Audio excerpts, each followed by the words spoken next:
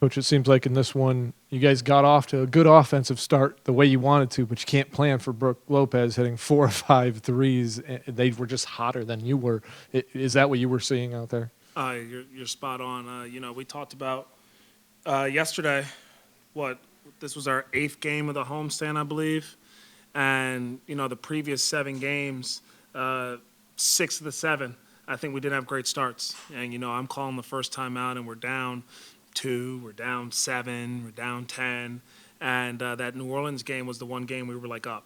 And like our process was just really good from the beginning of the game. So we challenged ourselves to let's have a better start tonight. Let's be more locked into what the game plan is defensively and offensively.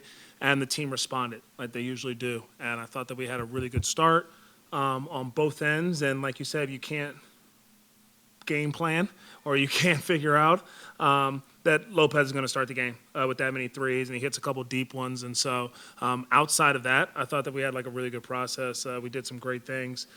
Second quarter, we tightened it up even more and had a really good second quarter.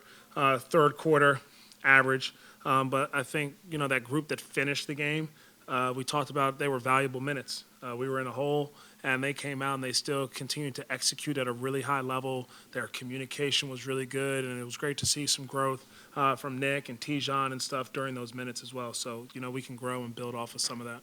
First NBA start for KJ. What were your impressions of how he did out there handling that starting role? Yeah, I thought he did a good job of, especially offensively, just being assertive, being himself.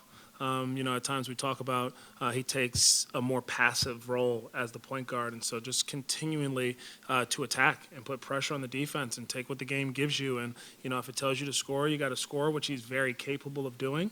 And if it's telling you to pass, he's a very willing and able passer as well. So I thought offensively he was in a good rhythm and got us into our stuff. And then defensively, his activity was pretty good. And so I know that it's a huge moment for him, which I was excited to be able to tell him that he was starting.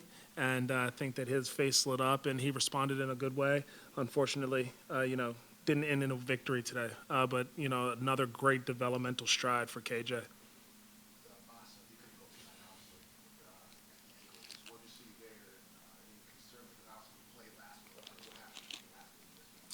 Yeah, I think that last game he already was coming in with a little bit of a tweaked ankle and sore ankle, and then he re-injured it on a drive versus Washington when he's driving in the paint early in the game. He kind of like tweaks it again, and as he was planning, and so he battled through that game. He's been battling through all injuries, and I just think as the day went on today, as he went through his warm-ups and continued to get evaluated, just unable to go. So we'll see how he feels tomorrow when we come in for practice and just evaluate him from there. Excuse me. Spoke about the energy that the opposing group played with. Tijon was crashing into the cameras, blocking a shot with 11 seconds left in the game, down by double digits. Can you talk about his return to the lineup tonight and the energy that he gave you guys as a spark off the bench? Yeah, it was really fun to have him back out there on the court. His time in Greensboro, I think, was very well spent.